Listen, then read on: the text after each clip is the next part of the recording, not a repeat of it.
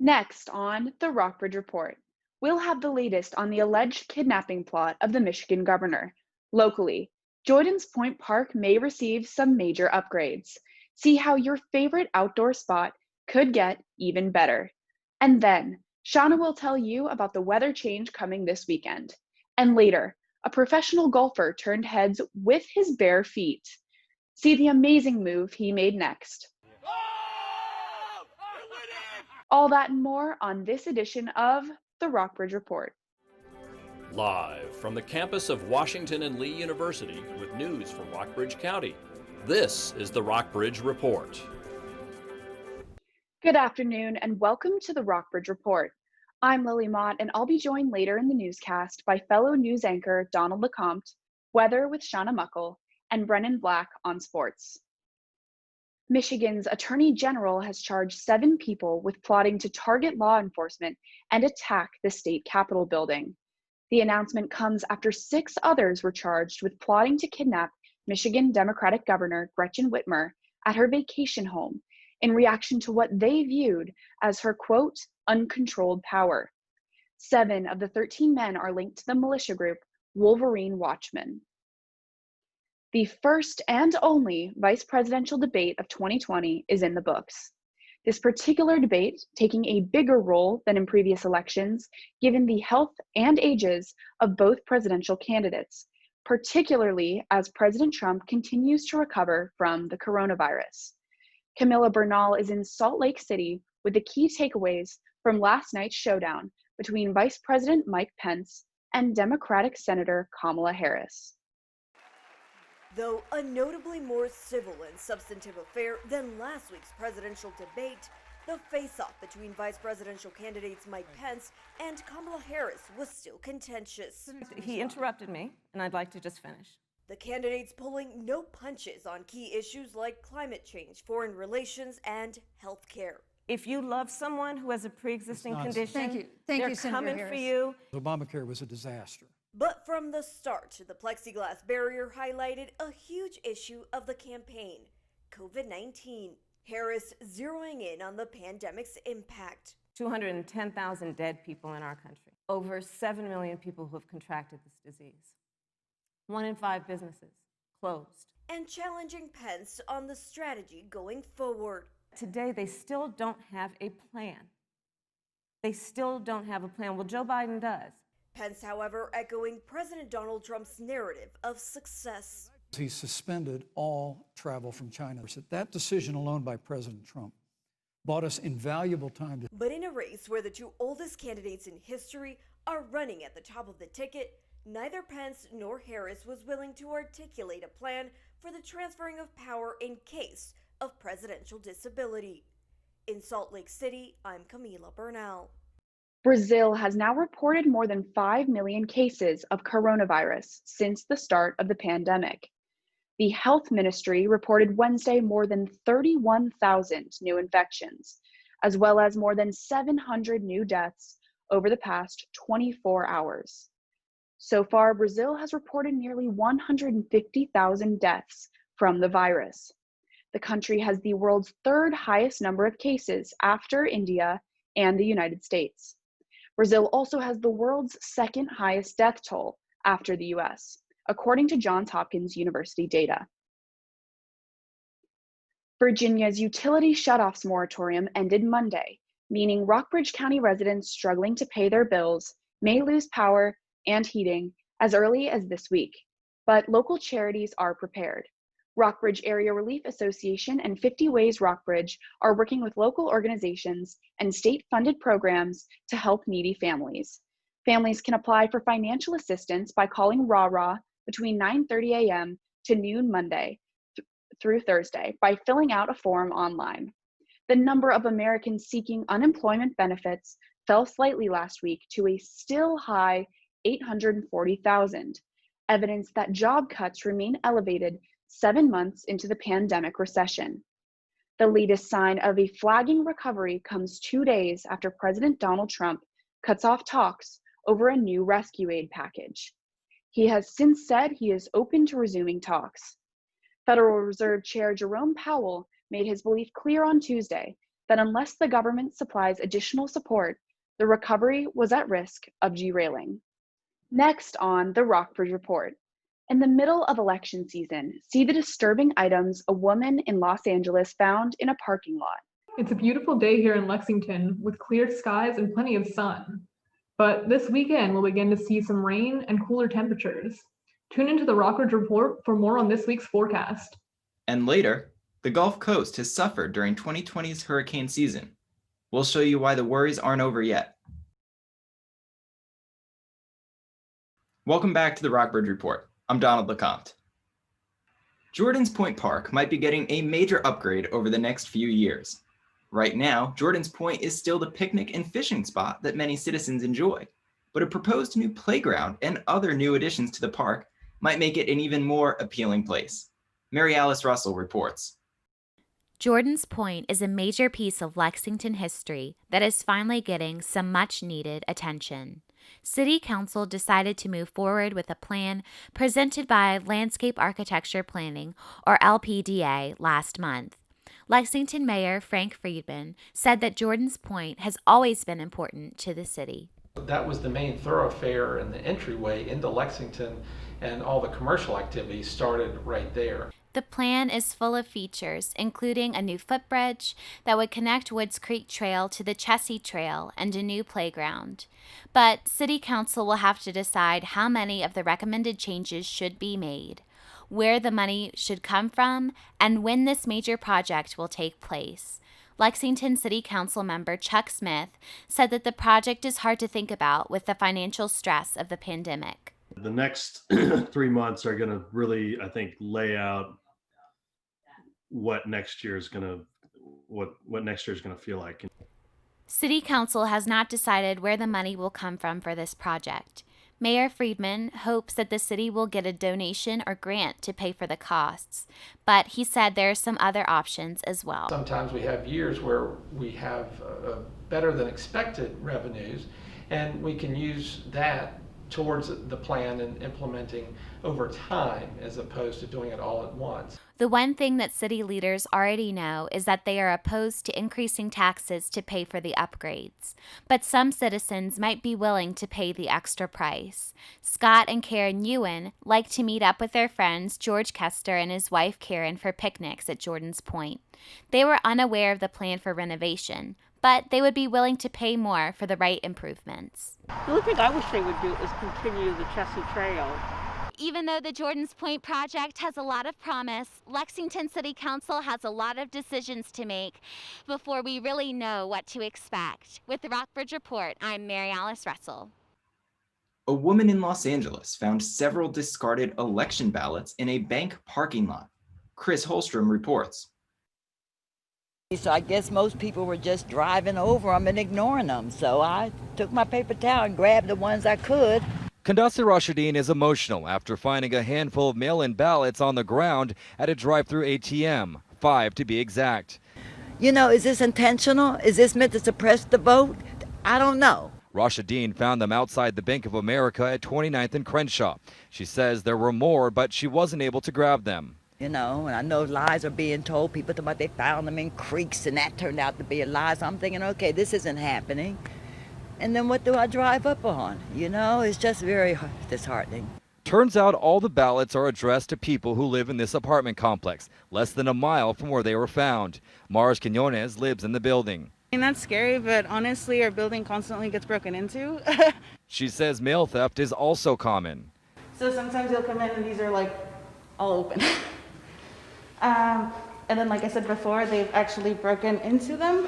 This is video of what she's referring to. You could see someone came in and broke into the mailboxes. As for Quinones' ballot, she says she received hers, but now she's concerned about her neighbors. It's worrisome because, like, how are you going to vote? Or some people might still be waiting for their ballots, thinking that they'll just come later and then not get them. And then by the time they realize and ask for another one, it might be too late.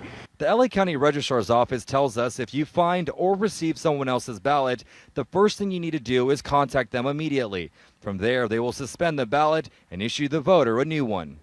And the registrar's office says they have several protocols in place to prevent voter fraud. For example, signature verification. So what they'll do is they'll take your ballot and match it with the signature they have on file. Reporting in LA County, I'm Chris Holmstrom, KCAL 9 News. Another change of leadership is coming to the Lexington Police Department. Mary Alice Russell has this latest development. Lexington's interim police chief is stepping down. Chief Mark Riley will become the Associate Director of Public Safety at Washington and Lee University. Lieutenant Michael Frost will fill in the position as interim police chief until they can find someone to permanently fill the position. With the Rockbridge Report, I'm Mary Alice Russell. A woman in Midway, Utah can thank a local locksmith for saving her from a suspected kidnapper. As Lauren Steinbrecher reports, the woman tipped him off while the suspect was standing right next to her. Some jobs that come in are simple. Basically just rekeying the lock up here as a pin kit. Locksmithing 101 if you ask Greg. There's a duplicate key. Greg and Scooter can get done whatever you want, even if changing the locks isn't what the customer needs. I'd have been second guessing myself if I didn't do anything. Greg says he showed up to a house in Midway, rekeying the lock for a woman who lived in the home. But things seemed very off. There was a gentleman that was kind of hovering over her, wouldn't get really more than a foot away from her. Greg says he went back to his van to make the keys. When he walked back to the house, the woman gave him a sign she needed help. Well, she's sitting there talking to me about what types of payment I take and everything, and she's kind of turning. She's a little bit of a different angle, and she's like holding up her hand kind of like this with her palm open, and she has 911 written on her hand. So obviously that, drew some attention from me. But I was wearing a mask, so, I couldn't mouth anything to her. He says the woman had to ask the man for her phone in order to pay Greg. That kind of was another little red flag, and so then again she's paid it, and then she's, showing me the 911 again, kind of making sure that I saw it, and I made eye contact with her. As soon as Greg left, he says he called his friend in the FBI, then called police immediately. The Wasatch County Sheriff's Office showed up and arrested Grant Egertson for aggravated kidnapping, among other things. Charging documents say Egertson previously dated the woman, and he showed up to her home because he had a house key, then assaulted her, took her phone, and refused to let her leave, all while making threats. It was the next day Greg showed up for his appointment. The woman had already scheduled to change the locks. A simple job. The lady was pretty smart, to be able to do what she did. And so, it's not like I was trying to guess what was really going on. It was pretty, she gave me some great clues that there was an issue there. Clues that helped Greg get the job done. When I found out that he had been arrested and charged and stuff, I was kind of like, okay, good, that's good. I'm glad the lady is safe and that nothing bad happened. Next on the Rockbridge Report, Shauna Muckle will tell you what is replacing the sunshine this weekend. And then a new hurricane is on its way. We'll show you where it's headed. And later, Brennan Black will give you all the latest sports results and what you can look forward to. Welcome back to the Rockbridge Report. I'm Shauna Muckle. Right now, Hurricane Delta is a Category 1 hurricane, gaining strength and aiming straight for the already hard-hit U.S. Gulf Coast. Steve Nanez has the latest. Life-threatening storm surge and destructive winds clocking in at over 100 miles per hour. Battering tourist hotspots in Mexico, forcing wildlife indoors to take cover. We have little lizards in our room, you guys. They're about to shut off our lights with these lizards in here. Just a preview of what's threatening to strike the already battered U.S. Gulf Coast, where more than 10,000 homes were destroyed by Hurricane Laura at the end of August in southwest Louisiana. Hurricane Delta is currently forecasted to make landfall as a Category 3 major hurricane in Louisiana on Friday afternoon. States of emergencies have been declared ahead of the storm in Louisiana, Alabama, and Mississippi. By Friday morning, conditions will be deteriorating rapidly. Evacuations are now underway in parts of Louisiana and Alabama. After a briefing on the hurricane, President Trump tweeting, "Please be prepared, be careful, and be safe." It's been a very active season. This is the 8th storm in the Gulf of Mexico, which is, really a record for us. Now, with 3 months left in the year, already suffering at least 16 weather and climate disaster events, with destruction losses exceeding $1 billion each, Delta could catapult 2020 into having the most billion-dollar disasters in U.S. history. So hurricane season has not went away. We still got about almost a couple of months before hurricane season is over with. I'm Steve Nannis reporting. As you can see, it's a beautiful day here in Lexington, with a high right now of 79 degrees and a low this morning of 47. Our barometric pressure currently sits at 30 and 6/100 inches of mercury. We have quite a bit of wind right now at 8 miles per hour. Meanwhile, we don't have much humidity at 25%, as it's a fairly dry October day. As you can see from the radar, it's pretty dry over in Lexington right now, but south in Roanoke and a bit west of Roanoke, there's some precipitation. Throughout the rest of the region, we've got fairly similar sunny skies and warm temperatures. In Lexington, Buena Vista, and Lynchburg, it's 79 degrees. Meanwhile, up in Stanton and Charlottesville, it's a bit cooler at 72 in Stanton and 76 in Charlottesville. Roanoke, meanwhile, has the high at 80 degrees, and Covington is at 74 degrees right now. While we have some gorgeous October weather here in Lexington today, this weekend, prepare to see some consistent rain. On Friday, it gets a bit cooler at 71 degrees, but still some sun peeking through the clouds. And on Saturday, as you can see, the showers begin. There's still a high of 73 and a low of 62, so still some of those mild temperatures that we've been seeing. On Sunday, Monday, and Tuesday, the trend continues. It's a rainy day on Sunday with a high of 67 and a low of 64. And on Monday and Tuesday, we see highs in the mid-70s and lows in the 60s and 50s, but again, still some rain. That's all I have for this week's weather. Now on to Brennan Black with sports. Next on the Rockbridge Report, NFL stadiums are turning to technology to help stop the spread of the virus. See how they're doing it. And then, a woman lost her best friend in 2018, but 23 months later, he came home. See the heartwarming reunion. Welcome back to the Rockbridge Report. I'm Brennan Black. We had another great weekend of football. The Washington football team lost to the Baltimore Ravens 31-17 as second-year Ravens quarterback Lamar Jackson came back strong after a tough loss last week to the Kansas City Chiefs. The Carolina Panthers had a great week with a 31-21 win over the Arizona Cardinals, with Panthers quarterback Teddy Bridgewater throwing for 2 passing touchdowns and running one in as well. Tonight, the Tampa Bay Buccaneers will take on the Chicago Bears at Soldier Field. The matchup will be a rematch of Super Bowl 52. With Buccaneers quarterback Tom Brady taking on Bears quarterback Nick Foles. The NBA Finals could be decided as early as tomorrow. The Los Angeles Lakers took a 3-1 lead over the Heat with a 102-96 victory. The Heat have fought hard, with Jimmy Butler putting up 40 points in Game 3, but LeBron and company seemed to look too strong. Game 5 is tomorrow night at 9 o'clock. Louisiana State University is loosening its some restrictions for its football games. LSU's athletics department says it's stopping the medical wellness check to reduce lines and wait times at entry gates. Fans are still encouraged to self-assess for COVID-19 symptoms before heading to the stadium.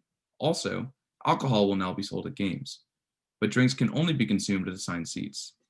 Masks that cover the nose and mouth are still required during the entire game. LSU said for the first game, a large percentage of fans removed their masks while in the seats, which is not allowed. Professional golfer John Daly is so good he doesn't even need shoes to hit a hole-in-one. Daly showed off his skills at a charity golf tournament in Virginia this week. You could say 11 is his lucky number, because the 54-year-old sunk his 11th hole-in-one on the 11th hole. Daly crushed the ball 130 yards straight into the hole, much to his surprise, and onlookers were wowed, cheering when the shot went in. The Bone Frog Open at the Federal Club benefits the Navy SEALs. And I'll leave you with this story. The sports world is turning to technology. In the age of COVID, hoping to better sanitize stadiums and get fans back in the stands. Mandy Gaither has more in today's Consumer Watch. It's a bird. It's a plane. It's a disinfecting drone. Just when you think you've seen it all, think again. Atlanta's Mercedes-Benz Stadium is deploying drones as the stadium welcomes fans back for the Falcons' home game against the Carolina Panthers on Sunday. The technology will be used after the game to disinfect the stands, handrails, and glass partitions at the stadium. Officials say the drones will allow for a 95% reduction in time spent cleaning the seating bowl, allowing employees to work on other areas of the stadium. In addition to the drones, the stadium added a sanitation team for hourly disinfecting, 600 hand sanitizer dispensers, and monthly antiviral coating to help reduce the risk of exposure and spread of the virus. But wait, there's more. At the Bank of America Stadium in Charlotte, they're cleaning with robots. Typically used in hospital rooms, officials say it emits bursts of UV light that damages virus DNA. The bursts look like flashes in this video, but that's the robot at work. It's being used to sanitize football areas and other places throughout the stadium. For Consumer Watch, I'm Mandy Gaither. A California woman lost her home in a fire in 2018. And making matters worse, she also lost her beloved cat, who ran away the day she had to evacuate. For 23 months, she was left wondering what had happened to him. But not anymore, because he has found his way back into her arms. Jerry Olinen has the story. When the fire came their way, Lindsay Metz had 30 minutes to gather her children, a few important belongings, and all of her pets, except one. You know, he was right there by the door, and I went to go get him, and, I ran up on him too quick, and he bolted. The fire destroyed the family's house, and Lindsay thought, more likely than not, her 8-year-old cat, Artemis. It was devastating. Lindsay searched and searched. I went and looked at every single cat picture. I've called on every black cat. It really got to the point where my family was like, you have to move on. Finally, on September 18th, nearly 23 months after he went missing, Lindsay Metz saw Artemis, or who she thought was Artemis, on a friend's Facebook page. After checking for a few telltale signs that only its owner would know, Lindsay determined she'd found Artemis. Oh yeah, a piece of my heart is back where it belonged. I definitely felt like I had a huge hole, from not knowing, not having closure if he was alive or if he was gone. It seemed Artemis hadn't used the last of his 9 lives and hadn't even strayed but a few miles from their home for the last 23 months. There you go. Sorry, it's all right. Lost and found. For Brennan Black, Shauna Muckle, Donald LeCompte, and the rest of the Rockbridge Report team, I'm Lily Mott. Good evening.